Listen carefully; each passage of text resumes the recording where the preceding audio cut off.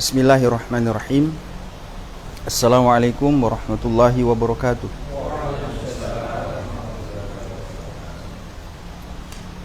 Alhamdulillahi rabbil alamin. Wassalatu wassalamu ala asyrafil anbiya'i wal mursalin, Nabiyina wa habibina Muhammad ibni Abdillahi sallallahu alaihi wasallam, wa ala alihi wa sahabatihi wa man tabi'ahum bi ihsan ila yaumiddin, amma ba'd. Sahabat-sahabat sekalian, yang semoga Allah Subhanahu wa taala senantiasa mencurahkan nikmat dan karunia-Nya kepada kita, rahmat dan kasih sayang-Nya, dan terutama adalah nikmat iman dan hidayah, dan kemudian semoga Allah mengistiqomahkan kita di atas keimanan dan hidayah tersebut. Sebab bukankah Allah Subhanahu wa taala telah berfirman dalam banyak tempat di dalam Al-Quran tentang janji dan balasan bagi orang-orang yang istiqamah.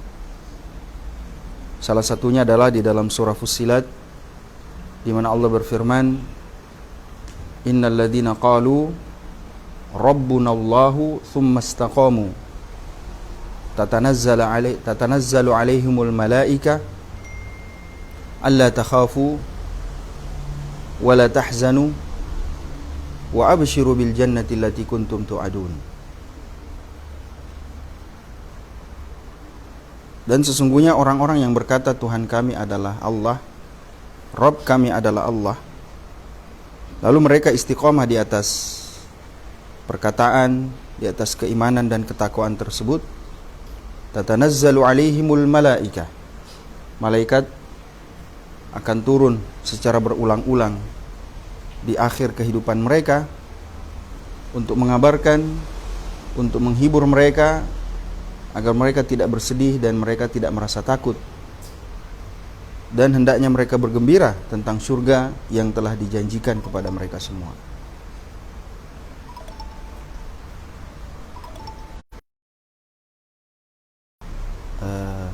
Ustaz Harman Tajang nelpon dari Qasim. Dia bilang sengaja, memang biasa saya mau ganggu-ganggu. Ya semua ganggu ya. Di Qasim, S3 di Qasim. Universitas Qasim, bukan di Madinah. Qasim, kota Qasim. Arab Saudi bagian selatan. Ya, provinsi di Arab Saudi. Salah satu universitas terkenal sekarang, artinya yang sedang naik daun. Qasim University.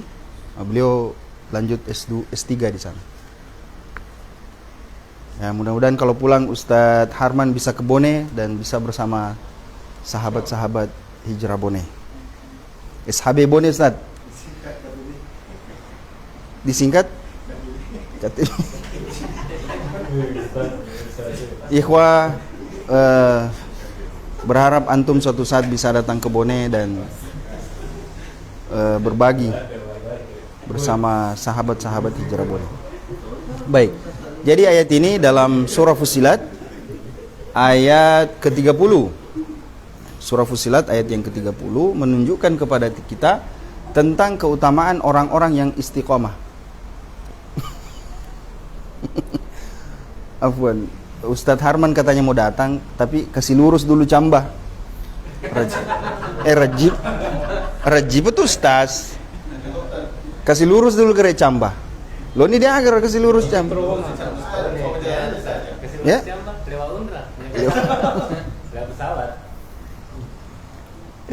Baik. Barakallahu fikum Ustaz. Nah, ini kita sedang belajar bersama Ustaz. Wafikum barakallahu Ustaz. Jadi ayat ini menjelaskan tentang keutamaan istiqomah. Istiqomah artinya tetap teguh, tetap berada di atas jalan Islam sampai nantinya kita bertemu dengan Allah. Makanya ayat di dalam surah Ali Imran ayat yang ke-102 itu tidak berhenti hanya memerintahkan kita untuk menjadi beriman, bertakwa begitu, menjadi orang yang soleh. Tapi ada perintah yang datang bersamaan setelah itu. Apa firman Allah? Ya ayyuhalladzina amanu ittaqullaha haqqa tuqatih wa la tamutunna illa wa antum muslimun. Wahai orang-orang beriman, bertakwalah kalian dengan sebenar-benarnya takwa. Dan janganlah kalian mati kecuali dalam keadaan masih berserah diri kepada Allah, masih bertakwa kepada Allah. Jadi perintahnya adalah perintah untuk istiqomah. Maka tidak cukup bagi kita hanya menjadi orang yang melaksanakan sunnah, melaksanakan kewajiban, sunnah Rasulullah SAW. Waalaikumsalam. Tapi perintah selanjutnya adalah bagaimana kita menjadi insan-insan muslim yang istiqamah. Dalam hadis yang sahih diriwayatkan oleh Imam Muslim dari seorang sahabat, di mana Rasulullah SAW ditanya oleh salah seorang sahabat, "Ya Rasulullah, qul li fil islami qaulan la as'alu anhu ahadan ghairaka." Ya Rasulullah, sampaikan kepadaku tentang satu konsep, satu nasihat di dalam Islam yang aku tidak akan lagi bertanya kepada orang lain setelah engkau. Aku tidak bertanya kepada orang lain selain engkau. Maka Rasulullah SAW mengatakan, "Qul amantu billah thumma istaqim." Katakanlah, aku beriman kepada Allah, kemudian istiqomahlah. Jadi Rasulullah tidak mencukupkan nasihatnya hanya sampai katakanlah aku beriman, beribadahlah, bertakwalah, laksanakan perintah, laksanakan sunnah. Tidak sampai di situ. Tapi Rasulullah mengatakan, "Thumma istaqim." Lalu kemudian istiqomahlah. Justru karena istiqomah ini lebih berat dari sekedar menjadi orang-orang yang beriman dan bertakwa. Karena kita disuruh untuk mempertahankan kondisi itu. Bayangkan orang jadi juara, lalu disuruh untuk mempertahankan gelar juaranya. Yang mana yang lebih berat daripada sekedar masuk babak penyisihan, sistem gugur, mengalahkan semua lawan-lawan, lalu berada di puncak. Sekarang ketika sudah berada di puncak, tantangannya tidak berhenti. Malah kadang-kadang orang yang sudah berada di puncak itu menjadi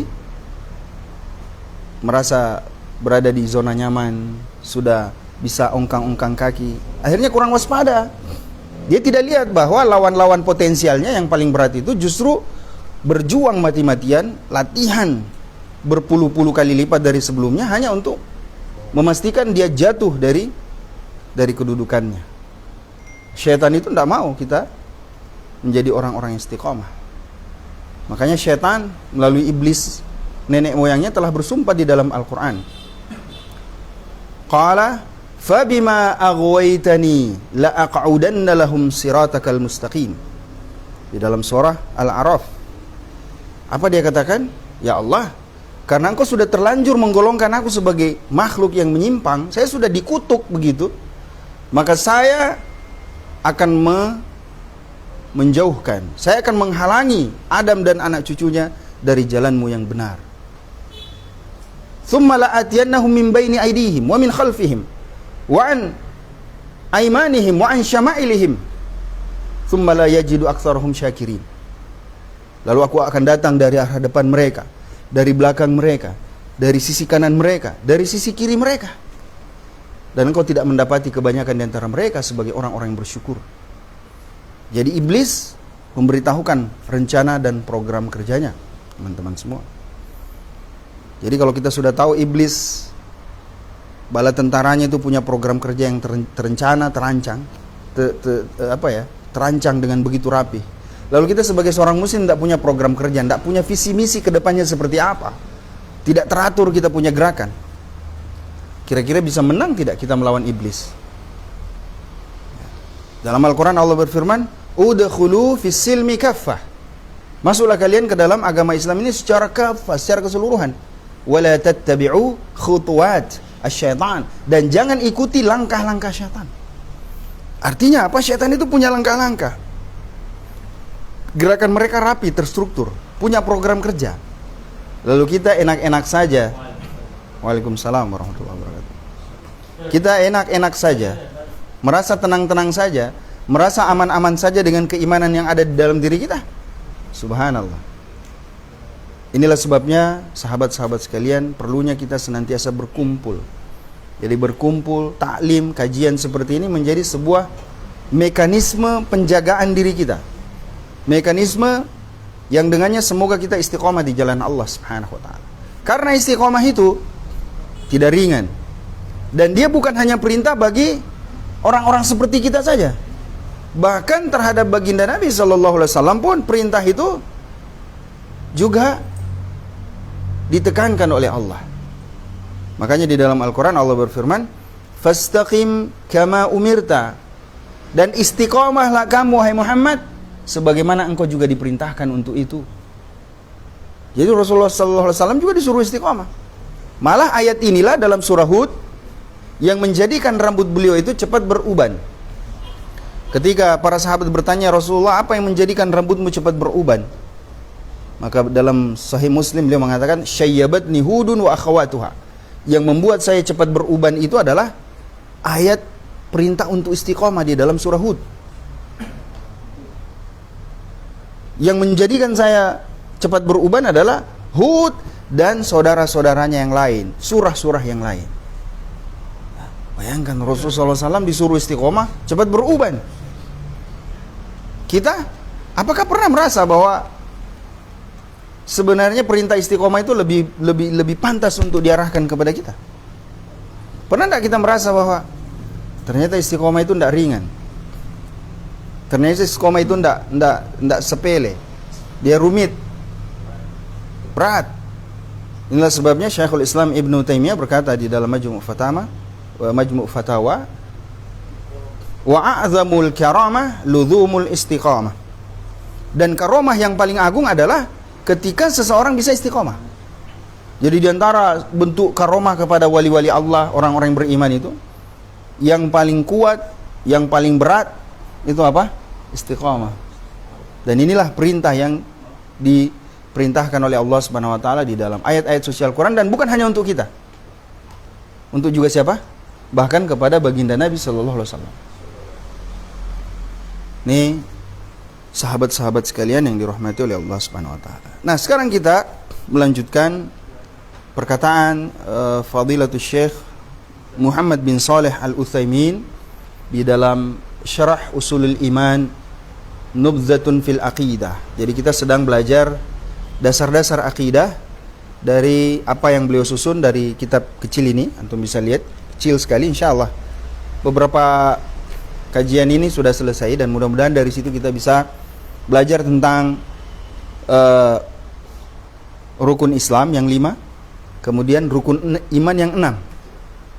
Ya, jadi minimal paling tidak kita tahu dasar-dasarnya sesuai dengan Al-Quran dan Sunnah Rasulullah Sallallahu Alaihi Wasallam. Nah, di sini beliau mengatakan, terakhir kita bacakan perkataan beliau, wa dinul islami, dan dinul islami itu adalah huwa dinul haq, huwa dinul haq. Dia adalah agama yang benar, yang mana dengan agama inilah Allah Subhanahu wa taala menjamin, memberikan jaminan. Siapa yang dijamin? Liman tamassaka bihi haqqat tamassuk, bagi orang-orang yang berpegang teguh dengan dinul Islam dengan sepenuhnya. Jadi dia tidak setengah-setengah. Dia betul-betul berpegang teguh. Perintahnya jelas. Wa'tasimu bihablillahi jami'an wa la tafarraqu. Dan berpegang teguhlah kalian dengan tali agama Allah. Berpegang teguh itu artinya ya kita memang berusaha sekuat tenaga, bukan sisa-sisa waktu kita yang kita gunakan. Ya saya sholat ya kalau sempat. Kalau ya saya sholat jemaah itu ya kalau tidak lagi sibuk ya saya sholat berjamaah. Tapi kalau saya sibuk saya tidak sholat berjamaah. Orang yang seperti ini tidak bisa disebut sebagai orang yang at-tamassuk haqqat tamassuk. Di dalam surah Maryam Allah berfirman kepada Nabi Yahya, "Ya Yahya, khudhil kitaba biquwwah." Wahai Yahya, ambil kitab Taurat ini dengan kekuatan, dengan sepenuh kekuatan, dengan keteguhan. Artinya apa? Syariat ini secara umum, apalagi Al-Quran, itu tidak boleh dipegang dengan setengah-setengah. Dia butuh komitmen. Karena Islam ini punya bobot yang tinggi, punya bobot yang mulia. Anda kalau punya barang yang mulia, ya seperti gambaran pekan lalu, Anda mau simpan begitu saja? Logam mulia begini besarnya. Apa aja yang logam mulia itu? Emas, berlian. Tidak dipegang baik-baik, disimpan di mana-mana. Kita tahu bobotnya seperti apa. Maka kita pasti simpan dia di tempat yang paling baik, yang paling aman. Coba bayangkan Islam ini jadi sebuah nilai yang kita anggap sebagai sesuatu yang mulia, kita pegang sepenuh jiwa kita. Ya Yahya, khudil kitaba biquwwah, wahai Yahya, ambil ini dengan sepenuh kekuatan. Allah berfirman di dalam Al-Quran, inna sanulqi alaika qawlan thaqila. Sesungguhnya kami akan menurunkan, menyampaikan, membacakan kepadamu perkataan yang berat, punya bobot. Apa yang dimaksud? Al-Quran, sunnah Rasul SAW, Islam secara umum. Maka kita memang harus berusaha.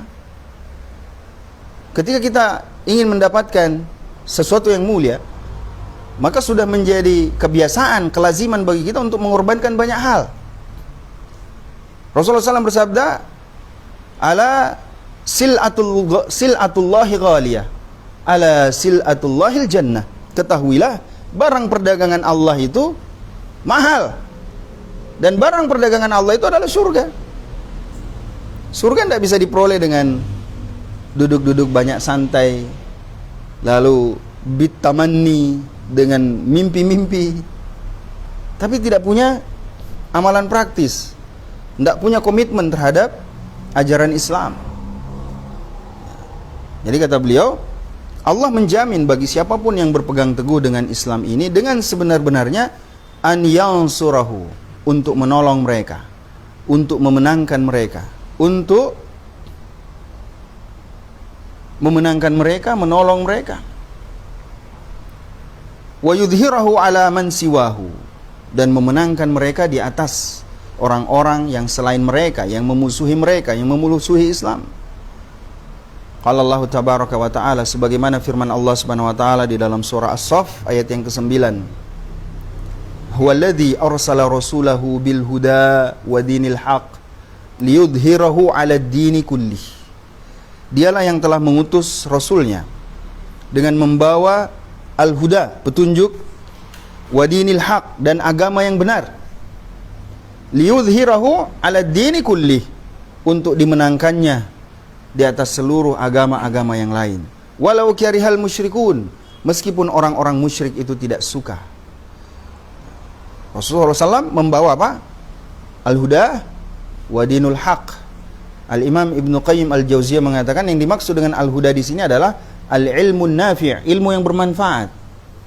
Wa dinul haq yang dimaksud adalah wal amalus salih. Jadi yang dibawa oleh Rasulullah SAW, yang disampaikan kepada kita adalah ilmu yang bermanfaat, kemudian amal saleh. Makanya kesimpulannya, tidak dikatakan orang itu berilmu sampai ketika dia mengamalkan apa yang dia ketahui, apa yang dia ilmui. Jadi kita tidak sekedar ngumpul, berbicara, mendengarkan ayat suci Al-Quran, hadis Rasulullah, tapi itu tidak hidup di dalam keseharian kita, tidak hidup membumi di dalam realitas kehidupan kita sehari-hari. Maka pengajian, kajian, tarbiyah, ta'lim sesungguhnya menjadi semacam laboratorium kecil Islami, di mana kita terlatih untuk mengamalkan apa yang telah kita ketahui dan saling menyemangati.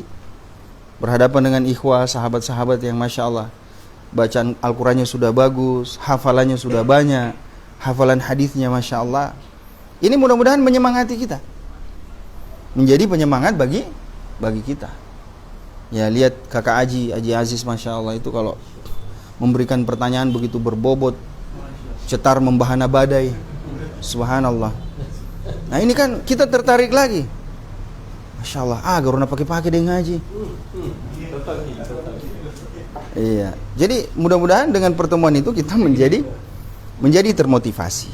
Baik, ini dalam surah As-Saff ayat yang ke-9. Kemudian Allah berfirman di dalam surah An-Nur ayat yang ke-55. Jadi intinya ayat ini ingin menyampaikan kepada kita bahwa orang beriman itu mendapatkan janji dari Allah, bahwasanya sesungguhnya mereka akan menjadi pemimpin dunia, akan menjadi umat yang memimpin peradaban.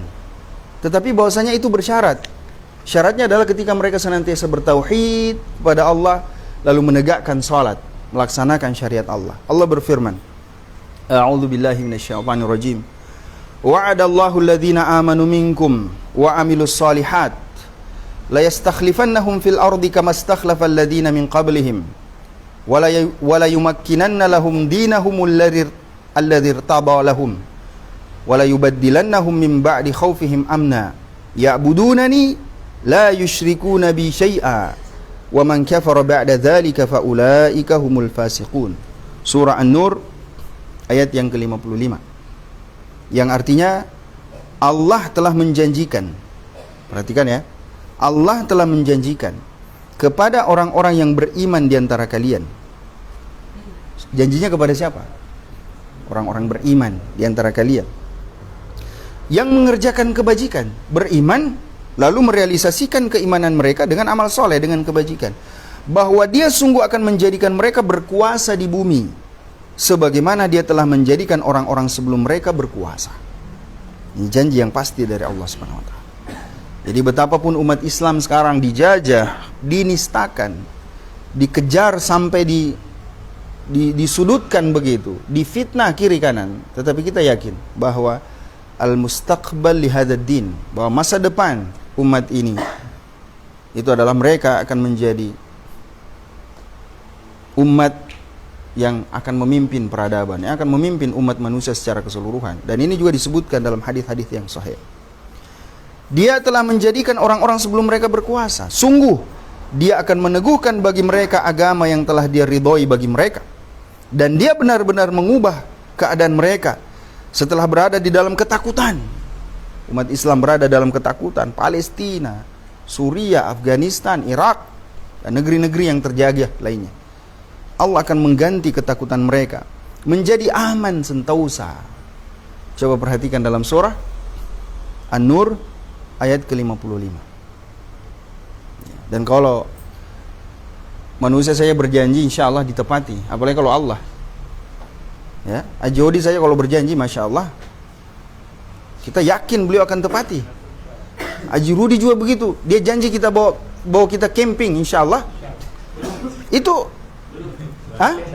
Tapi saya yakin, makanya saya berani beli tenda 2. Jadi saya berani beli tenda 2 karena beliau janji bawa kita camping. Manusia saja berjanji, kita yakin.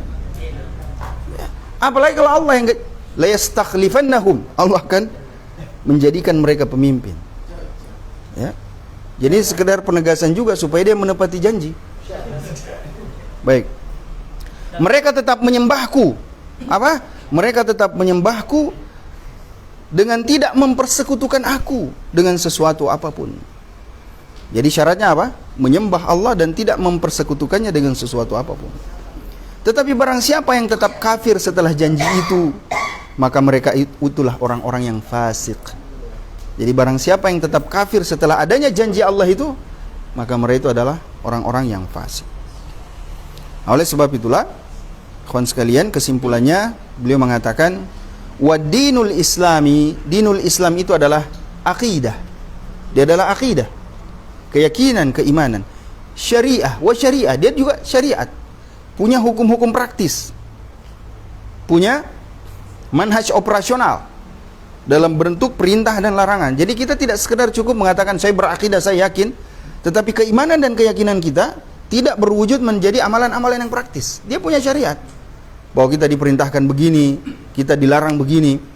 Itu jelas, ya. Fahuwa kamil fi aqidatihi wa syara'ihi. Dan Islam itu sempurna di dalam akidahnya, sempurna dalam aspek keimanan dan akidahnya, dan begitu pun sempurna di dalam aspek syariatnya. Lalu beliau mengatakan yang pertama, ya'muru bi tauhidillahi ta'ala wa yanha 'anil syirk. Islam itu senantiasa memerintahkan untuk mentauhidkan Allah tabaraka wa ta'ala. Islam itu senantiasa memerintahkan untuk mengesahkan Allah, mentauhidkan Allah. Nanti kita bicara di belakang itu tentang pembagian tauhid. Ya. Dalam hal apa kita harus mengesahkan dan mentauhidkan Allah? Ya'muru bi tauhidillahi ta'ala wa yanha 'anil syirk. Memerintahkan untuk bertauhid dan melarang kita dari berbuat segala bentuk kesyirikan, penyekutuan ibadah kepada yang selain Allah Azza wa Jal. Yang kedua, ya'muru bis sidqi wa yanha 'anil kadhib. Islam itu Selain akidah, tauhid dan mencegah kita dari kesyirikan, juga secara praktis memerintahkan kita untuk bersikap jujur. Selalu bersikap jujur di dalam kehidupan kita, dalam berinteraksi dengan sesama manusia, apalagi dalam jual beli. Ya, antum-antum ini Masya Allah banyak yang pengusaha, maka kedepankan sikap jujur. Kedepankan sikap jujur, tidak menipu, mengurangi timbangan. Di dalam surah Al-Mutaffifin, surah yang ke-83, diberi nama Al-Mutaffifin. Apa artinya Al-Mutaffifin? Orang yang tidak jujur dalam berjual beli. Bayangkan satu surah dinamai nama itu. Seakan-akan dia menjadi pengingat bagi siapapun, terutama bagi umat Islam, untuk senantiasa jujur dalam jual beli mereka. Allah berfirman, "Wailul lil mutaffifin." Wail itu kata Imam Ibnu Katsir, Imam Jalaluddin As-Suyuti juga di dalam tafsir Jalalain, wail itu adalah wadin fi jahannam. Dia adalah lembah yang terdapat di dalam neraka Jahannam. Bayangkan neraka Jahannam itu sudah dalam. Ini ada lagi palung di bawahnya, ada lagi tempat lembahnya. Nah, disebut saja neraka Jahannam sudah cukup nih. Nah, ini ada lagi lembah ceruk di bawahnya, itu namanya wail. Siapa neraka wail ini? Wailul lil mutaffifin. Lembah Jahannam bagi orang-orang yang curang dalam jual belinya. La haula wala quwwata illa billah. Wailul lil mutaffifin. Siapa orang yang curang dalam jual beli itu? Alladzina idza ktalu 'alan nasi yastawfun. Yaitu orang-orang yang ketika mereka beli dari orang, dia selalu minta untuk dilebihkan. Ya kau mengali. Wah bosku yang mai tani malangganang. Makurala dah tambai. Alena tambai. Ada itu biasa begitu? Ada kan? Tidak dikasih sama penjual, dia yang tambahi. PSKP sambalu nih si sedepet tambahi. Dia yang tambah. Nah, itu masalahnya. Beli tomat, beli lombok, beli langsat yang remeh-temeh begitu. Sedikit, apalagi yang kalau dia ridho enggak ada masalah. Tapi ini tambahi sambalu. Alladzina idza ktalu 'alan nasi yastawfun. Dia kalau dia beli dari orang, dia minta dilebihkan. Wa idza kaluhum aw wazanuhum yakhsirun. Tapi sebaliknya kalau dia yang jual sama orang, dia kurangi timbangan, masekke.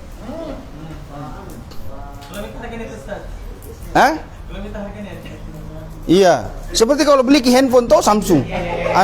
Beli merek sesuatu. Ya. Namanya mau. Misalnya, iya. Nah, tapi kalau dia jual sama orang, kikir sekali, malah dia kurangi timbangannya. Coba lihat. Sampai ada timbangan ustaz. Pak Belulese, timbangan ustaz. Kenapa dia namanya timbangan ustaz? Untuk meyakinkan orang. Seakan-akan itu timbangan yang jujur. Kenapa? Karena menurut dia banyak sekali yang curang. Kita juga tidak tahu yang dimaksud timbangan ustaz itu betul-betul jujur atau tidak. Tapi yang jelas ini gambaran bagaimana masyarakat kita berjual beli. Coba kita beli di pasar. Mudah-mudahan sudah tidak ada yang begitu. Tidak ada itu? Yang diganjal kayu itu ikannya. Masih baru kita pergi beli ikan. Kayu toh? Nah, ini alladzina idza ktalu 'alan nasi yastawfun wa idza kaluhum aw wazanuhum yakhsirun. Ala yadhunnu ulaika annahum mab'utsun. Apakah mereka itu tidak mengira dan meyakini bahwa nanti di hadapan Allah mereka akan diberdirikan untuk mempertanggungjawabkan apapun yang mereka lakukan. Dan itu bukan cuma pedagang, kita semua ini akan berdiri. Ketidakadilan itu, kecurangan itu akan diminta pertanggungjawaban.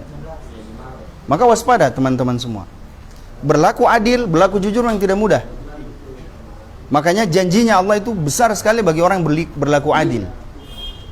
Rasulullah SAW bersabda, "Sab'atun yudhilluhumullahu fi dhillihi yawma la dhilla illa dhillu." Ada 7 golongan manusia yang nanti dapat naungan dari arsy-Nya Allah pada hari kiamat, yang tidak ada naungan kecuali naungan dari Allah ketika matahari didekatkan di atas kepala kita. Golongan pertama itu adalah imamun adil, seorang pemimpin yang adil. Masya Allah. Oleh sebab pahalanya, ganjarannya begitu dahsyat sedemikian rupa. Dari 7 kelompok manusia ini, yang pertama Rasulullah SAW sebutkan dalam Sahih Bukhari, Sahih Muslim, imamun adil, seorang pemimpin yang adil. Kenapa? Karena berlaku adil ternyata tidak gampang. Dia rumit, susah. Apalagi kalau sudah terkait dengan banyak pihak. Sudah conflict of interest. Apa itu namanya? Iya. Ya, konflik kepentingan lah. Sudah banyak kepentingan di situ, susah kita berbuat adil. Jadi saya kenal seorang kakak kelas, ya, kakak kelas yang berada di sebuah kesatuan. Dia memimpin di luar daerah. Lalu dibilangi kenapa tidak pulang di Bone untuk membangun. Dia bilang, susah. Itu jawabannya. Belum tentu saya bisa berbuat adil kalau saya berada di kampung sendiri. Karena amure sapoe susah. Ya, anu cede nure. Anu cede sapo. Ketu sapomu. Sabak. Susah itu. Ya. Jadi berat, angel. Ya. Nah, jadi ya'muru bis-sidqi wa yanha 'anil kadzib, memerintahkan untuk jujur dan melarang dari berbuat dusta. Berbuat dusta atau bohong. Yang ketiga, ya'muru bil 'adl. Ya'muru bil 'adli wa yanha 'anil jawr, memerintahkan untuk berbuat adil dan melarang dari berbuat sewenang-wenang. Ini makanya kita katakan adil itu berat. Inilah sebabnya ganjarannya luar biasa di sisi Allah Tabaraka wa Ta'ala. Dan konsep adil ini yang perlu dijelaskan. Pada catatan kaki beliau bilang begini, al-adlu huwa al-musawatu bainal mutamathilat wat tafriqu bainal mukhtalifat. Adil itu dalam konsep Islam adalah menyamakan perkara-perkara yang memang harusnya disamakan dan membedakan perkara-perkara yang memang harus dibedakan. Itu adil. Jadi adil itu bukan sama rata. Ya. Nah, di sini beliau katakan, "Walaisal adlu al-musawatul mutlaqah kama yantiqu bihi ba'dun nas hina yaqul dinul Islam dinul musawat wa yutlaqu fa innal musawat bainal mukhtalifat jawrun la ya'ti bihil Islam wa la yuhmadu fa'iluh." Konsep keadilan di dalam Islam itu bukan seperti keadilan mutlak, keadilan persamaan secara mutlak yang dibicarakan oleh banyak orang, yang ketika mereka katakan Islam itu adalah agama persamaan,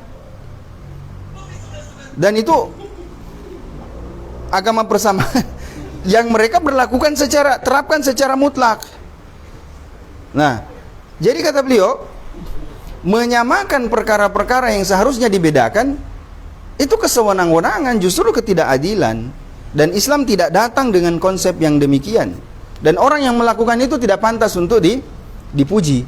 Contoh, anak kita misalnya yang paling besar usia SMA, anak yang kedua usia SD.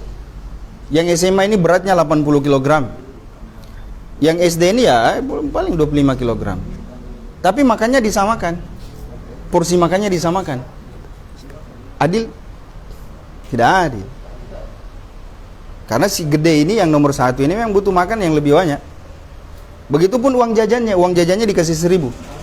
Yang TK dikasih 1.000. Kakaknya yang SMA kelas 1 dikasih 1.000. Adil juga? Tidak. Itu tidak adil. Pasti dia ngamuk. Karena ini artinya menyamakan sesuatu yang sudah berbeda.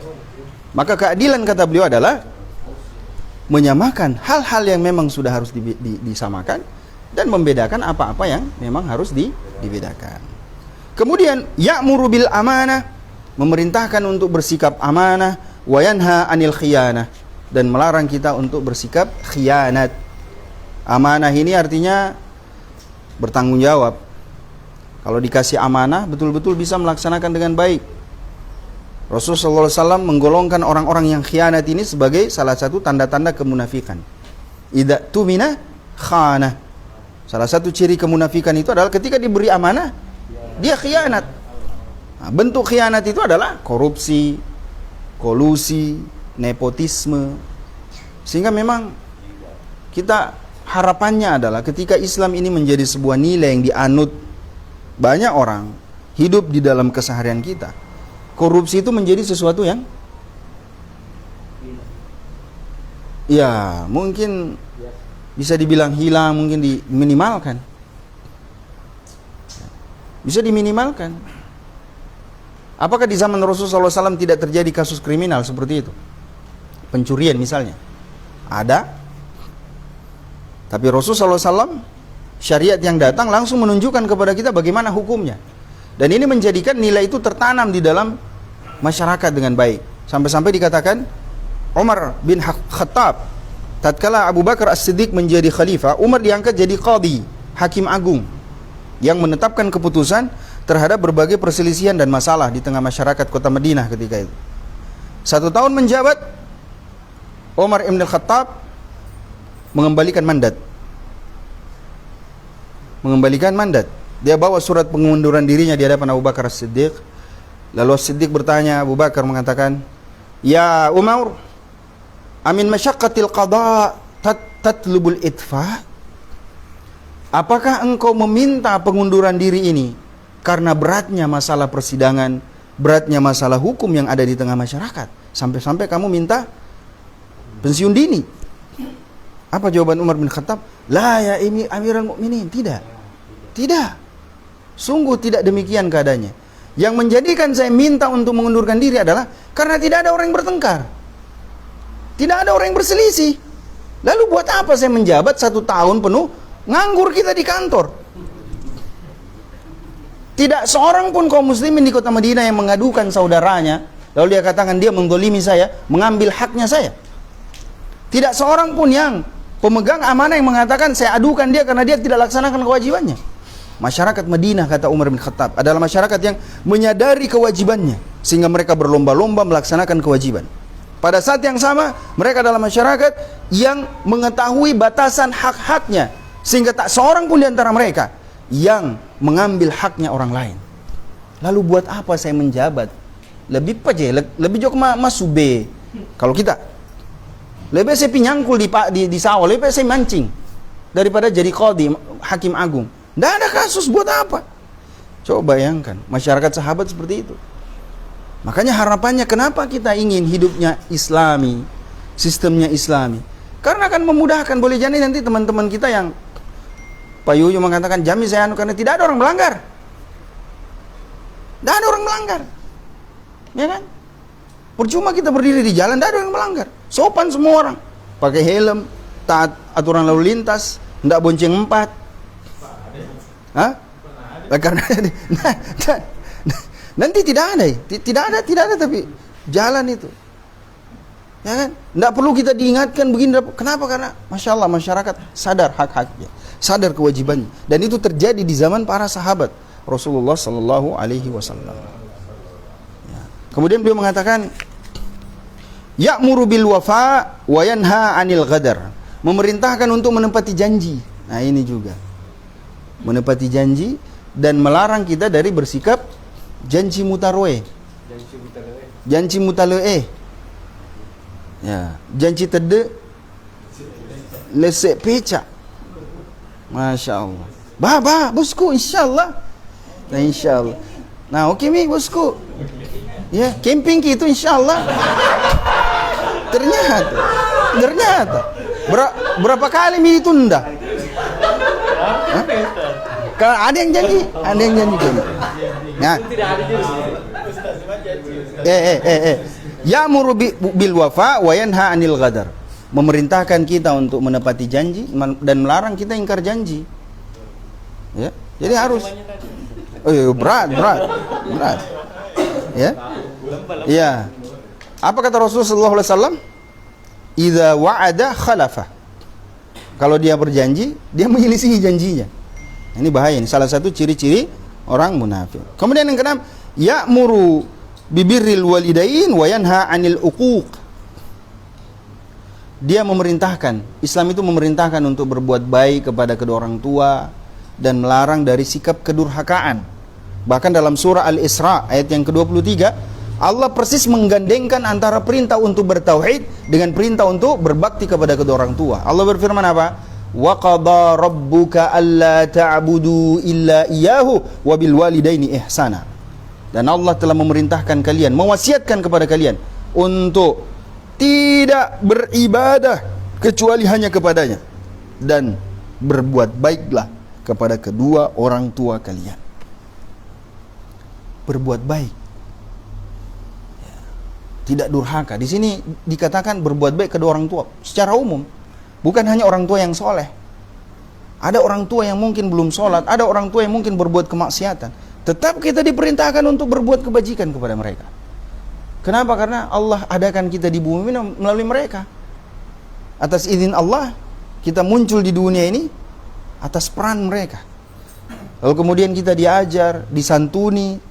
Tidak ada orang tua yang minta setelah usia 30 tahun ini bilnya, ini tagihanmu 30 tahun, saya ajar kau mengaji, saya ajar kau bicara, upah sekolah kau, maku kau wajai. Tidak ada. Justru kadang-kadang kita ini orang tua yang, anak-anak ini yang cenderung mengungkit-ungkit kebaikan kita kepada orang tua. Waliyadzubillah. Rasulullah SAW bersabda, ridallahi fi ridal walidain wa sukhtullahi fi sukhtil walidain. Ridha Allah itu terletak pada ridha kedua orang tua. Jadi kalau Allah ridha, orang tua ridha sama kita, sayang sama kita, cinta sama kita, berbahagialah. Boleh jadi pada saat yang sama Allah sayang sama kita. Tapi sebaliknya kalau orang tua tidak suka sama kita, sedih, menangis dengan kata-katanya kita sedang membuat Allah murka. Kita sedang membuat Allah marah kepada kita. Wa qadha rabbuka alla ta'budu illa iyyahu wa bil walidaini ihsana. Imma yablughanna 'indaka al-kibara ahaduhuma aw kilahuma fala taqul lahumā uff. Kalau kalian mendapati salah seorang di antara mereka atau keduanya hidup bersama kalian, kalian jangan sampai mengatakan uff. Ini kata Syekh Shalih Utsaimin juga dalam Al-Qaulul Mufid. Allah seakan-akan memberi isyarat bahwa memang orang tua kalau sudah tua itu, sudah berumur, akan ada keadaan yang kadang-kadang memaksa kita untuk mengatakan Allah. Bosnya. Hah? Nah, akan ada keadaan-keadaan yang membuat mungkin anaknya jengkel, anaknya tidak senang, tidak tenang, maka jangan sampai kita mengatakan uff itu ya bentuk keluhan yang paling ringan. Allah. Dilarang kita mengatakan Allah. Nah, ini teman-teman semua yang dirahmati oleh Allah Subhanahu wa taala. Kemudian yang ketujuh, ya'muru bisilatil arham wa humul aqarib wa yanha 'anil qati'ah. Memerintahkan kita untuk menyambung tali silaturahmi dengan orang-orang terdekat, dengan keluarga, dengan sahabat-sahabat, dengan teman-teman, dan melarang kita dari memutus tali silaturahmi. Nah, kemarin siapa itu? Nirwan, Pak Nirwan mana?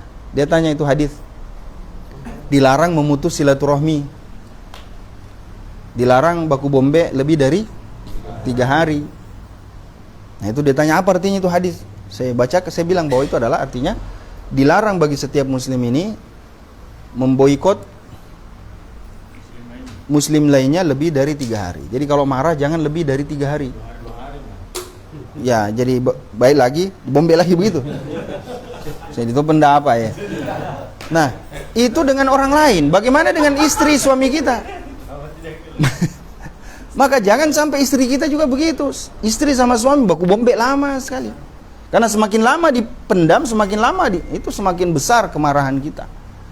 Maka kalau sudah cukup 3 hari, misalnya kalau baku bombe, ya adakanlah gencatan senjata. Ya, bisa di meja makan dan bisa di tempat lain. Ya, terserah. Silakan diimprovisasi, ya, sesuai kreasi, ya. Baik. Nah, kalau yang masih sendiri bagaimana dia berdamai? Baik.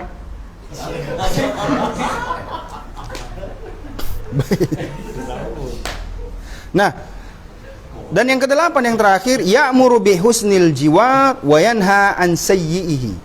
Memerintahkan kita untuk berbuat baik kepada tetangga. berbuat baik kepada tetangga dan melarang kita untuk berbuat buruk kepada tetangga.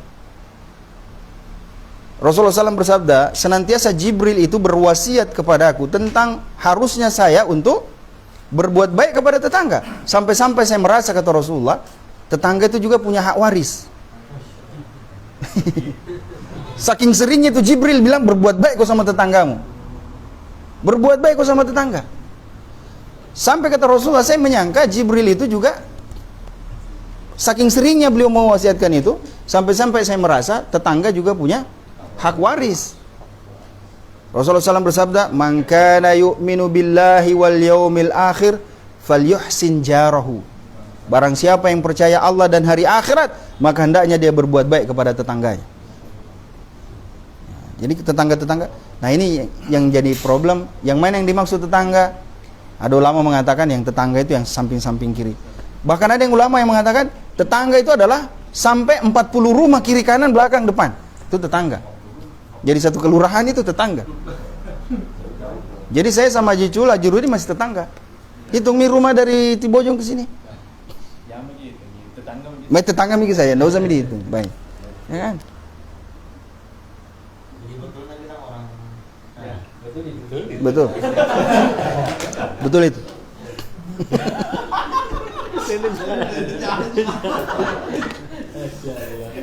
Baik. Jadi berbuat baik kepada tetangga. Nah ini kalau ada. Oh iya betul. Tetangga idola ini. Betul. Bah, Masya Allah. Jadi kita telepon tadi aja. Subhanallah. Berterima kasihlah kepada saudara Rata. Dia lebih penting ke istrinya dari Kita misalnya kalau ada bantuan, kita punya kelebihan harta, maka sebelum berpikir ke yang lain, yang terutama itu adalah tetangga, keluarga dekat, kerabat dekat, dan tetangga. Jangan lupakan tetangga. Ya, ini. Ya, baik. Nah, intinya adalah wa umumul qaul annal islama ya'muru bi kulli khalqin fadil wa yanha an kulli khalqin safil. Secara umum kita mengatakan bahwasanya Islam itu memerintahkan melaksanakan segala bentuk akhlak yang terpuji dan mencegah kita dari segala bentuk akhlak yang buruk, yang rendah. Wa ya'muru bi kulli amalin saleh, dan memerintahkan segala bentuk amal saleh. Wa yanha an kulli amalin sayyi, dan melarang kita dari segala bentuk amal yang buruk. Makanya Allah berfirman dalam surah An-Nahl pada ayat yang ke-90, "Innallaha ya'muru bil adli wal ihsan wa ita'i dzil qurba wa yanha 'anil fahsya'i wal munkar wal baghi ya'idukum la'allakum tadhakkarun." Inilah ayat di dalam surah An-Nahl ayat yang ke-90. Ini sahabat-sahabat sekalian yang dirahmati oleh Allah Subhanahu wa taala, pembahasan kitab Syarah Usulil Iman oleh Syekh Muhammad bin Shalih Al-Utsaimin. Insyaallah kita akan lanjutkan pada pertemuan yang akan datang. Kita masuk ke rukun Islam yang 5. Pembahasan rukun Islam yang 5. Atau masih ada yang belum tahu, belum hafal rukun Islam yang 5? Baik, kita tanya Icang.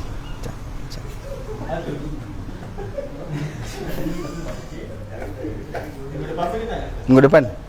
Baik. Bagaimana? Mau sekarang Ahizan atau pekan depan?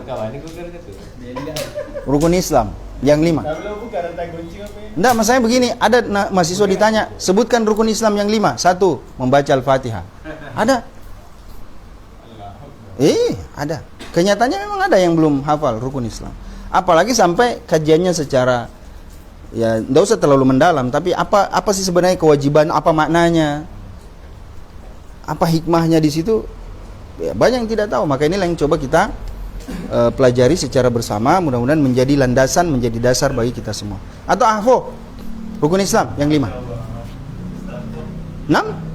5 ya? 1 2 3 4 5 haji, Masya Allah, keren memang, biasa. Jazakallah khair. Insyaallah kita sambung pekan depan. Subhanakallahumma bihamdik, asyhadu an la ilaha illa anta astaghfiruka wa atubu ilaik. Wa sallallahu ala nabiyina Muhammadin wa ala alihi washabihi ajmain. Wa akhiru da'wana alhamdulillahirabbil alamin. Assalamualaikum warahmatullahi wabarakatuh. Ya silakan, kawan sekalian.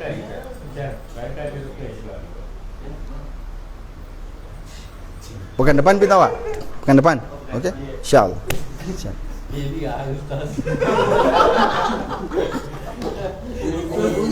Mana kering? Mana kering? Hah? Oh iya.